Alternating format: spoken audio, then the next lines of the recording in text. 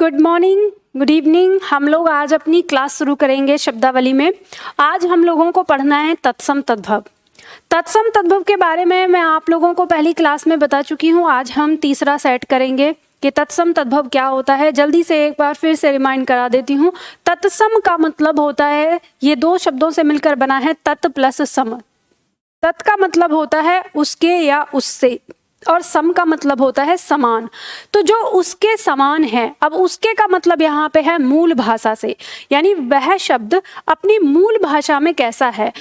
तो जो शब्द किसी दूसरी भाषा में आकर वैसा ही प्रयोग होता है जैसा कि वह अपनी मूल भाषा में प्रयोग होता था, तो उसे हम तत्सम कहते हैं। और तद्भव फिर दो शब्दों से मिलकर बना है, तत् प्लस भव। भव माने बनना, होना, और तत् माने उससे, जो उस शब्द से परिवर्तित होकर बना है, तो वो हमारा तद्भव कहलाता है।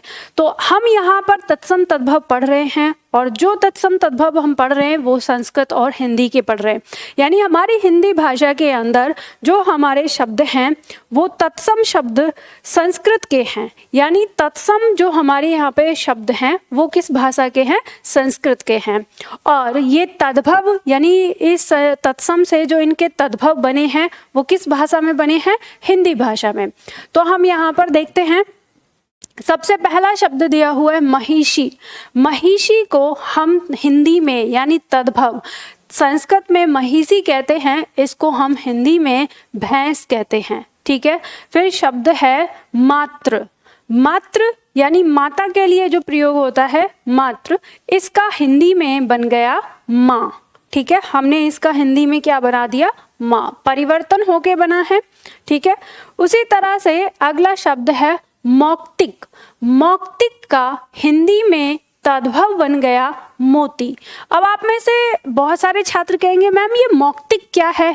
तो ये मौक्तिक कुछ नहीं है, मोती को संस्कृत में मौक्ति कहते हैं, यानी संस्कृत भाषा में मोती ही मौक्तिक कहलाता है। ठीक है। तो इसका तत्सम है मौक्तिक और इसका तद्भव हो गया मोती। उसी तरह से तत्सम शब्द है मानव। मानव शब्द तत्सम, इसका तद्भव हो गया मनई।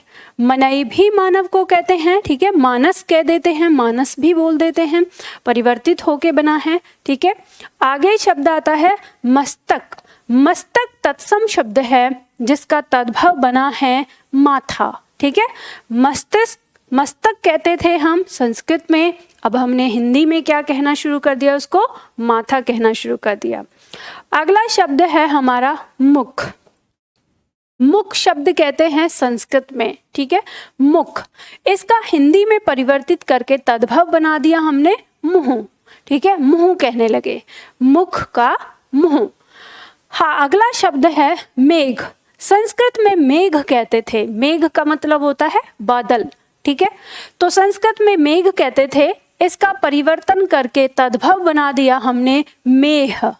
तो आपने देखा होगा मेह आ रहा है, हम बोलते हैं गांव देहात की भाषा में। ठीक है। तो वही है, तद्भव बना है परिवर्तित होके किसका? मेघ का। फिर आगे शब्द आता है मनुष्य। मनुष्य शब्द संस्कृत शब्द है, इसको हमने परिवर्तित करके मानुष कर दिया। ठीक है, मानुष। ठीक है। आगे शब्द आता है हमारा मृक्षण। मृक्षण, मृक्षण का मतलब हो गया मक्खन। ठीक है। इसका हिंदी में क्या हो गया? मक्खन। तो मृक्षण था, मृक्षण को हम संस्कृत में मतलब मक्खन को संस्कृत में मृक्षण कहते थे, और फिर हमने इसको बदलते बदलते सरल करते करते क्या कर दिया? मक्खन कर दिया। ठीक है। आगे शब्द आता है द्विवर। शब्द है द्विवर। संस्कृत में द्विवर कहते थे और इसका हिंदी कर दिया देवर। ठीक है। तो द्विवर से बना देवर। आगे शब्द आता है, संस्कृत शब्द था पिप्पल, जो तत्सम शब्द कहलाया है। ठीक है। इस पिप्पल का हमने तद्भव बना दिया पीपल। ठीक है। फिर हमने क्या कर दिया? पीपल कर दिया। तो पिप्पल का तद्भव बना दिया पीपल। शब्द है प्रिय। प्रिय का हमने बदल कर क्या कर दिया? पिय कर दिया, पिया। प्रिय मतलब प्रेमी के लिए हमने संस्कृत में शब्द प्रयोग किया प्रिय, इसका पिय कर दिया। फिर आगे आता है हमारा शब्द यहाँ पर शिष्य। शिष्य संस्कृत में हम कहते हैं इसका हिंदी में तद्भव कर दिया से सह, ठीक है, लेखन में बदल दिया है चीजों को, ठीक है। आगे शब्द है छिद्र। छिद्र यानी संस्कृत में छिद्र बोलते थे, इसको हमने परिवर्तित करके हिंदी में क्या कर दिया, छेद कर दिया, ठीक है।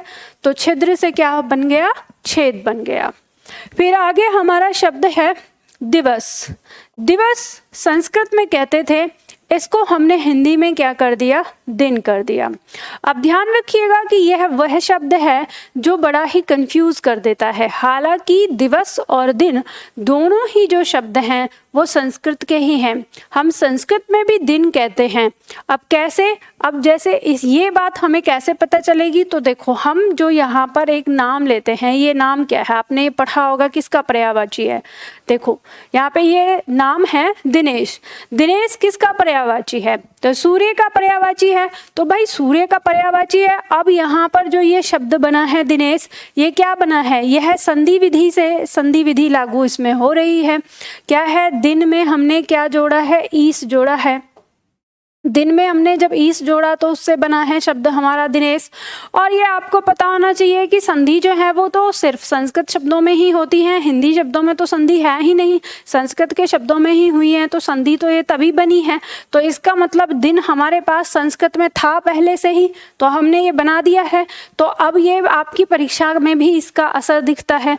तो कई बार ऐसा होता है कि जैसे अब विकल्प जिस तरह का आएगा आपकी परीक्षा में, वैसा आपको उत्तर चुनना पड़ता है। इसके लिए कई बार आपकी परीक्षा में जो दिन है वो तत्सम के रूप में आपको चुनना पड़ेगा, और कई बार दिन को आप तद्भव के रूप में चुनेंगे, ठीक है। आपकी परीक्षा में प्रश्न कुछ इस तरह से आता है कि निम्न में से वह शब्द बताइए जो तत्सम है। अब आपको बाकी 3 विकल्प जो हैं वो तद्भव दे रखे होंगे और चौथा विकल्प जो है दिन। तो अब आपको इस समय दिन को क्या मानना पड़ेगा, तत्सम। और अगर ये पूछ लिया कि इनमें से वह बताइए जो तद्भव है, और बाकी 3 जो शब्द हैं वो आपके तत्सम दिए हुए हैं, तो फिर आपको दिन को क्या मानना पड़ेगा, तद्भव। तो इस पॉइंट को एक अलग से बॉक्स में बनाकर रख लो कि वह ऐसा शब्द है जो ऐसा परीक्षा में विकल्प आएगा, विकल्प के अनुसार इसका उत्तर बदल जाएगा, ठीक है। अब आता है हमारा अगला शब्द। शब्द है हमारा विभेतिक। विभेतिक संस्कृत में हम कहते थे, इसको हमने हिंदी में बहेड़ा कहना शुरू कर दिया, ठीक है।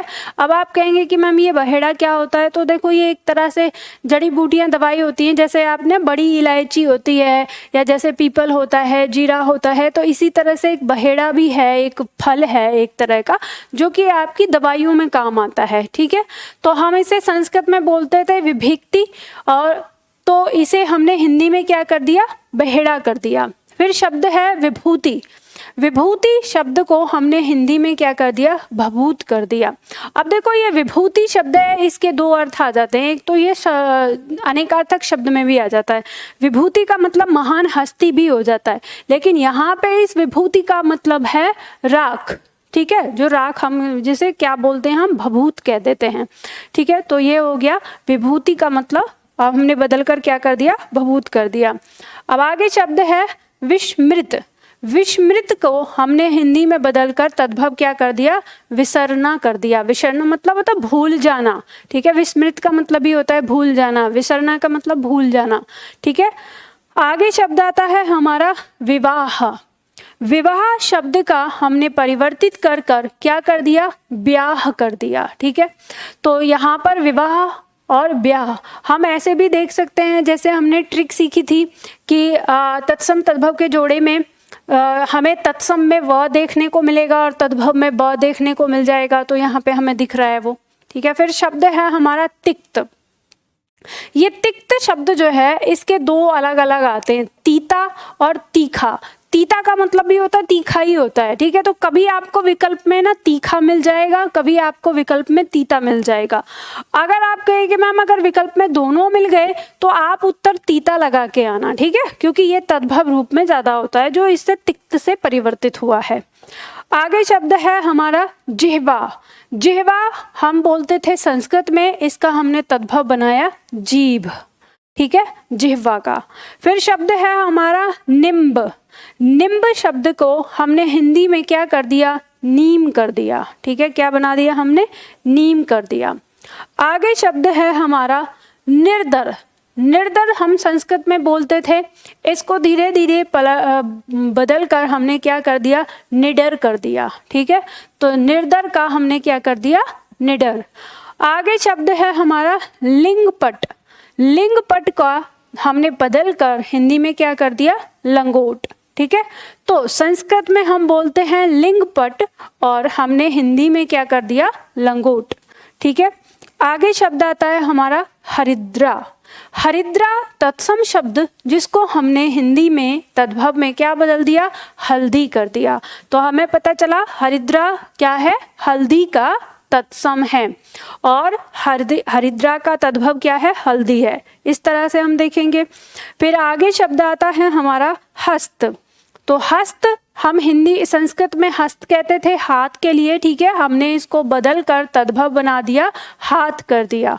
ठीक है, आगे शब्द है हमारा उल्लास। उल्लास का उल्लास हम संस्कृत में बोलते थे, इसका तद्भव हमारा क्या हो जाएगा?